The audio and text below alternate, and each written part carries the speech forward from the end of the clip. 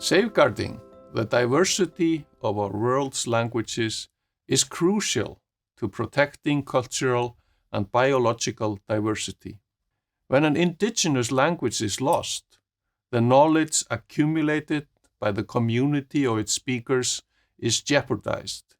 In our fight against climate change and to save the planet's biodiversity, indigenous knowledge is undisputed and of paramount importance.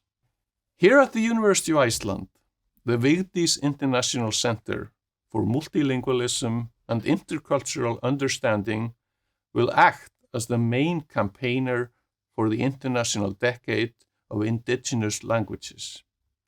We believe that the University of Iceland, stepping on solid academic fundaments and profound research and practice, can contribute to the International Decade by sharing our knowledge and expertise on the application of digital technologies for language learning and teaching, and on the importance of translations and cultural expression for language development.